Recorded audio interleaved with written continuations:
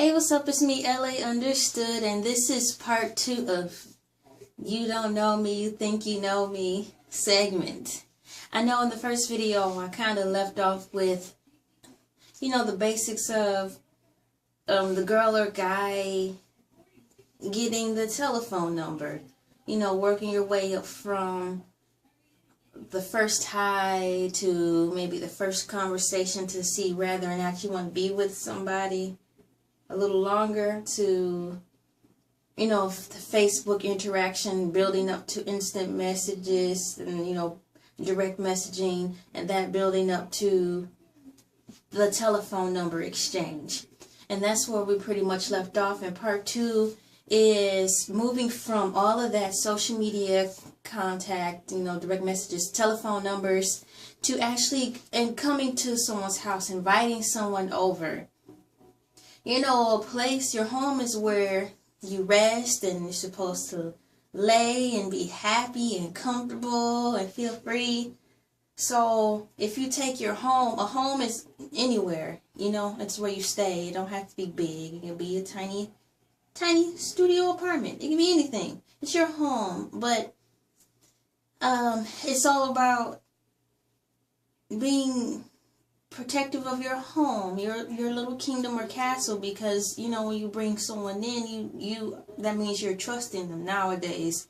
I know a lot of people more than I know people who don't. I know a lot of people who just bring in everybody in their house constantly, a revolving door, just new faces all the time. Their friends come over, and then their friends drop by. It turns into like the hangout spot in the way that's not cool. No structure about who comes over in and out of your house, and it's not cool. So when you finally invite the guy or girl over to your house, that is supposed to mean something, just by letting them know where you stay. But nowadays, they might know where you live because you probably have to give them a ride or something. But other than that, basically I'm saying they know where you stay now. So it's up to you, however you feel about this person. If you got to the point where you feel comfortable enough to invite them over, that's good. If when they come over, like if, for example, if it's the spring and summer and it's beautiful outside, you still have time to play around with whether or not you want them to come in the house. You can, when they come over to your house after you call and invite them, and you start feeling kind of strange about the situation, you could just have them sit out on the porch, it's a beautiful day. You're more than welcome to come use the bathroom if you have to. My door's open for that, but I would love to just sit outside and enjoy the air and just talk or something. If you feel that way, if you still need to feel them out, but you want them to come to your place, it could be as simple as that. Just bringing them out to the porch. Or if you have like a patio, in a picnic area in your yard or whatever. Or if you're in an apartment setting and you guys have the little park in the apartment village, you just hang out there. That's even close enough. But if you want to take the step to actually bring the person into your house, that's something, because you're inviting them, you're bringing them into your world. They had time to look around at all your pictures and the types of books you like to read, what kind of music you're into. They're getting more intimate with you in that way. And that's personal. Some people are more private than others. They may not want you to know exactly what you're into yet, because they feel it's none of your business and you don't have the right to know because I don't really like you like that. Some people take that seriously. You have to earn the right to know them. Some people feel that way. So you bring them in the house, you have to show respect. Don't just go in there looking around to see what you can go back and tell everybody. They got this in their house and that in their house. I saw these things in there, and he might be weird. It might be strange. They have statues of fertilization dolls in there and all this African weird stuff in there. They're crazy. Their house smells like this or that. And, that's your hope. You're bringing these people under the intention and faith and trust that they won't come in here slandering you and talking about you, or coming in with wrong intentions just to see how you living, and then never want to talk to you, just to be nosy. So you guys are together and you're hanging out in the house and you feel comfortable, you know, you offer him or her something to drink, you know, and usually the first time they don't want to overstay their welcome, but just the fact that you having a conversation and you're sitting down, and if the conversation carries on naturally and just rolls over and you lose track of time, that's a wonderful thing. You know, you pray that it continues to go that way. You know, but usually the first time someone's over, it always starts light with something to drink, like some lemonade, some water, tea, coffee, some type of beverage. And then usually 2 hours or less, that, you know, it's over, and, you know, you part ways and thank each other for the wonderful time. And usually that's when both of you have a real first agreement together. Believe it or not, an agreement is like, you know what, I really, before you say goodbye or something, you know what, I really had a good time. I would like to do this again.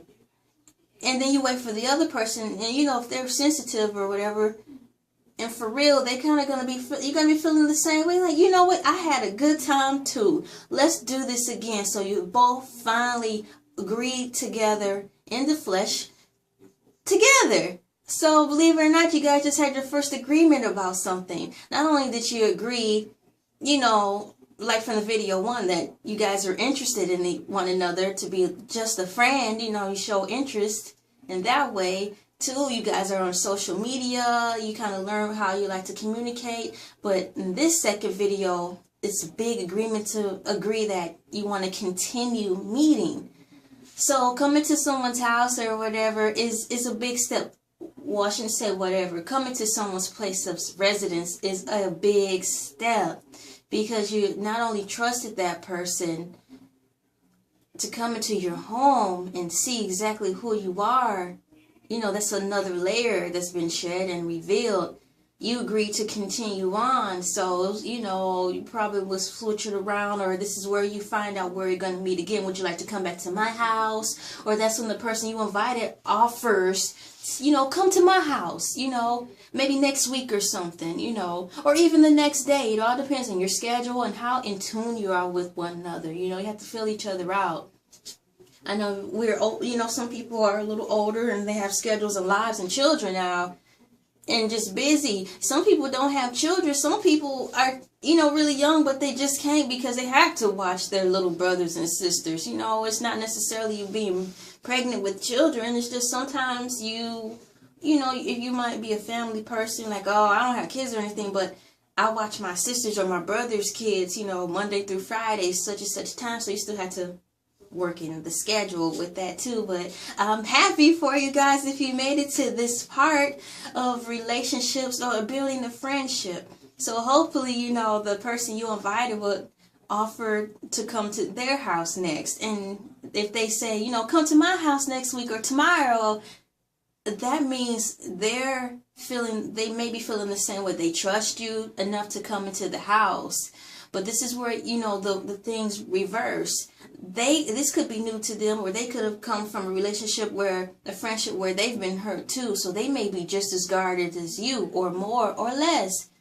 But just watch how they interact with you far as coming to the house, whether or not they want you to come in, or just say you could come in to use the bathroom, and that's it, and we'll continue our conversation outside. But if they invite you in, sit at the table or a certain room in the house, that's good too. And eventually, you know, the longer you know someone, you'll probably start moving through other rooms of the house. Because once you're in the house, that's a powerful thing. But you just don't go into each room of the house, not necessarily. If you do, you might really like this person, but you give them a quick tour, and a quick tour only. But as time goes by, then you'll eventually bring them into the room and invite them into each room and say, well, this is my office. This is what I do in my office. Or this is the laundry room downstairs.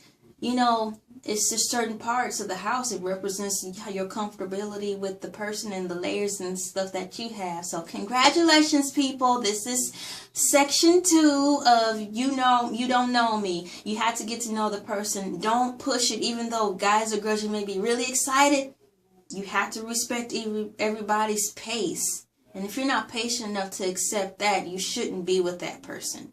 But if you are dealing with impatience, but you really like this person, that's when you have to pray for patience so you can deal with it and not lose that person because you're selfish and patient.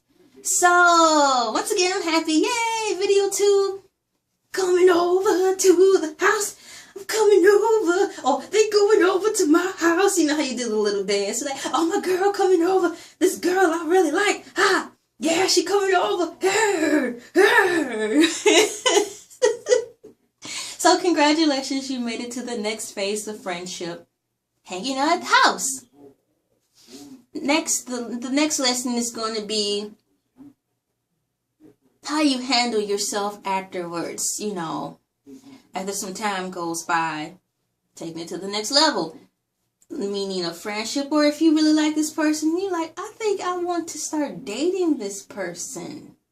Ping. Hey! Okay, I'm gonna shut this thing down.